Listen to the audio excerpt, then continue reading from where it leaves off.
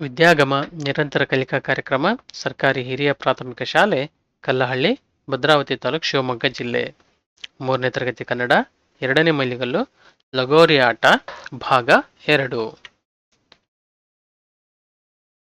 ಇಲ್ಲಿ ನಿಮ್ಮ ಅಭ್ಯಾಸ ಪುಸ್ತಕದಲ್ಲಿ ಮೆಟ್ಟಿಲು ಸಂಖ್ಯೆ 20 ಪುಟ ಸಂಖ್ಯೆ 13ರಲ್ಲಿ ಆ ಪಟ್ಟಿಯಲ್ಲಿರುವ ಪದಗಳಿಗೆ ಬಾ ಪಟ್ಟಿಯಲ್ಲಿನ ಅರ್ಥಗಳನ್ನು ಸರಿಹೊಂದಿಸಿ ಗೆರೆಯ ಮೇಲೆ ಬರೆ ಅಂತೇಳಿ. ಇಲ್ಲೊಂದು ಆ ಪಟ್ಟಿ ಇದೆ, ಇಲ್ಲಿ ಬಾ ಪಟ್ಟಿ ಇದೆ. ಇದರಲ್ಲಿ ಸಮನಾದ ಅರ್ಥವನ್ನು ಹೊಂದಿರತಕ್ಕಂಥ ಪದಗಳು ಇದರಲ್ಲಿದ್ದಾವೆ. ಅದನ್ನ ಸರಿಯಾಗಿ ಗುರುತಿಸ್ಬಿಟ್ಟು ಇಲ್ಲಿ ಗೆರೆ ಇದಾವಲ್ಲ, ಈ ಗೆರೆ ಮೇಲೆ ಬರಿಬೇಕು. ಒಂದು ಕೊಟ್ಟಿದ್ದಾರೆ ಅವರು, ಚರ್ಚೆ. ಅದಕ್ಕೆ ಸಮಾನವಾದ ಅರ್ಥ ಇರ್ತಕ್ಕಂಥ ಪದ ಯಾವುದು? ವಾದ. ಅದನ್ನಿಲ್ಲಿ ಬರೆದಿದ್ದಾರೆ. ಮುಂದಿನವನ್ನ ನೀವು ಬರಿಬೇಕು. ಈಗ ತಾಳ್ಮೆ, ಅದಕ್ಕೆ ಸರಿಯಾದ ಅರ್ಥ ಯಾವ್ದಿದ್ರಲ್ಲಿ? ಸಹನೆ. ಅದನ್ನ ಇಲ್ಲಿ ಬರಿಬೇಕು.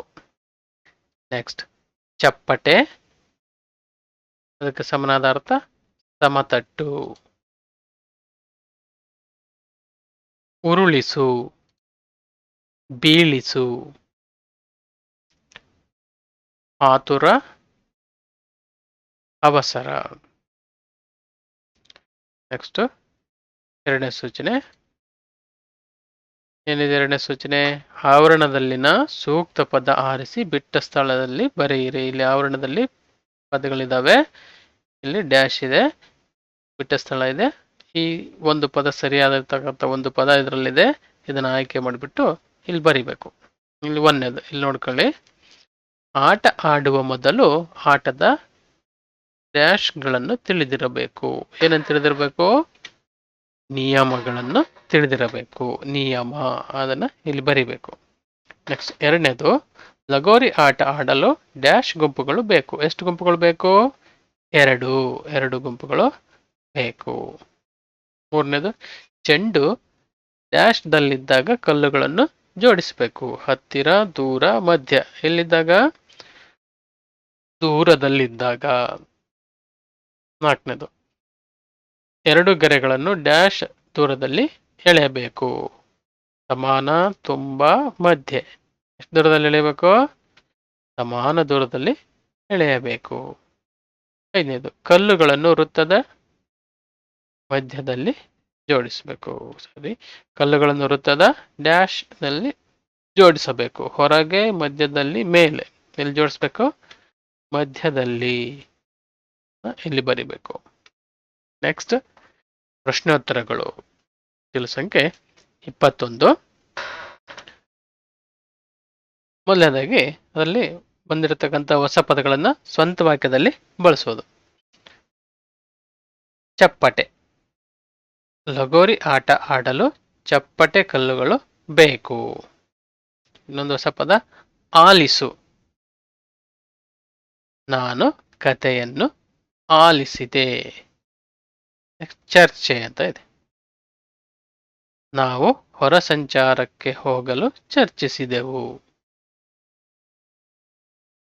ಎಚ್ಚರಿಸು, ನಿಯಮ ಪಾಲಿಸದ ವಾಹನ ಸವಾರರಿಗೆ ಪೊಲೀಸರು ಎಚ್ಚರಿಸಿದರು. ಹೊರಾಂಗಣ, ಕಬಡ್ಡಿ ಒಂದು ಹೊರಾಂಗಣ ಆಟವಾಗಿದೆ. ಮಕ್ಕಳೇ, ನಾನು ನಿಮಗಿಲ್ಲಿ ಒಂದೊಂದು ಉದಾಹರಣೆಯಾಗಿ ಹೇಳಿರೋದು. ಮುಂದೆ ಅಭ್ಯಾಸ ಪುಸ್ತಕದಲ್ಲಿ ನೀವು ಚಟುವಟಿಕೆಯನ್ನ ಮಾಡಬೇಕಾದ್ರೆ ನಿಮ್ಮದೇ ಆದ ವಾಕ್ಯಗಳನ್ನ ರಚನೆ ಮಾಡಬೇಕು. ಅದೇ ಪ್ರಶ್ನೋತ್ತರದಲ್ಲಿ ಒಂದು ವಾಕ್ಯದಲ್ಲಿ ಉತ್ತರಿಸೋದು. ಒಂದನೇದು, ಶಿಕ್ಷಕರು ಮಕ್ಕಳಿಗೆ ಯಾವ ಆಟದ ಬಗ್ಗೆ ತಿಳಿಸಿದರು?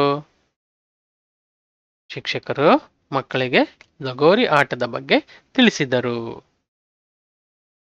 ಲಗೋರಿ ಆಟ ಆಡಲು ಎಷ್ಟು ಗುಂಪುಗಳಿರಬೇಕು? ಲಗೋರಿ ಆಟ ಆಡಲು 2 ಗುಂಪುಗಳಿರಬೇಕು.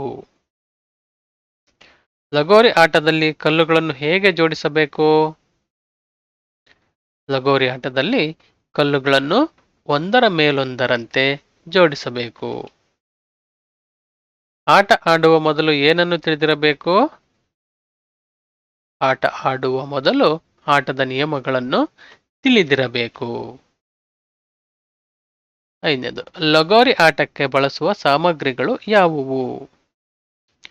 ಲಗೋರಿ ಆಟಕ್ಕೆ ಚೆಂಡು ಮತ್ತು ಚಪ್ಪಟೆಯಾದ ಕಲ್ಲುಗಳು ಬೇಕು. ಲಗೋರಿ ಆಟದಲ್ಲಿ ಗೆರೆಗಳನ್ನು ಹೇಗೆ ಎಳೆಯಬೇಕು? ಜೋಡಿಸಿದ ಕಲ್ಲಿನ ಎದುರು ಬದುರಿನಲ್ಲಿ ಸಮಾನ ದೂರದಲ್ಲಿರುವಂತೆ 2 ಗೆರೆ ಎಳೆಯಬೇಕು. ಕಲ್ಲು ಉರುಳಿದ ತಂಡದವರು ತಕ್ಷಣ ಏನು ಮಾಡಬೇಕು? ಕಲ್ಲು ಉರುಳಿದ ತಕ್ಷಣ ಚೆಂಡು ಎಸೆದ ತಂಡದ ಸದಸ್ಯರು ಓಡಬೇಕು. ನೆಕ್ಸ್ಟ್, ಬಿಟ್ಟ ಸ್ಥಳವನ್ನು ಸೂಕ್ತ ಪದದಿಂದ ತುಂಬು ಅಂತೇಳಿ. 1ನೇದು, ಕಲ್ಲುಗಳನ್ನು ವೃತ್ತದ ಡ್ಯಾಶ್ದಲ್ಲಿ ಜೋಡಿಸಬೇಕು. ಮಧ್ಯದಲ್ಲಿ ಜೋಡಿಸಬೇಕು. ಚೆಂಡು ತಲುಪುವುದರೊಳಗೆ ಕಲ್ಲನ್ನು ಜೋಡಿಸಿದರೆ ಆಟದಲ್ಲಿ ಗೆಲ್ಲುತ್ತಾರೆ. ಲಗೋರಿ ಆಟ ಎಂತ ಆಟ ಅದು? ಲಗೋರಿ ಆಟ ಹೊರಾಂಗಣ ಆಟವಾಗಿದೆ. ಕಲ್ಲು ಉರುಳಿದ ತಕ್ಷಣ ಡ್ಯಾಶ್ ಎಸೆದ ತಂಡದವರು ಓಡಬೇಕು. ಚೆಂಡು ಎಸೆದ ತಂಡದವರು ಓಡಬೇಕು. ನೆಕ್ಸ್ಟ್, ಪ್ರಶ್ನೋತ್ತರಗಳು ನಿಮ್ಮ ಅಭ್ಯಾಸ ಪುಸ್ತಕ ಪುಟ ಸಂಖ್ಯೆ 14ರಲ್ಲಿದೆ. ನಾವು ಇಲ್ಲಿವರೆಗೆ ಇಷ್ಟೊತ್ತೇನು ಚರ್ಚೆ ಮಾಡಿದ್ವಲ್ಲ ಅವೇ ಪ್ರಶ್ನೆಗಳು ಇಲ್ಲಿರ್ತವೆ. ಅದನ್ನ ನೀವೇ ಸ್ವಂತವಾಗಿ ಬರಿಬೇಕು. ಬರಿತಿರಲ್ಲ ಮಕ್ಕಳೇ?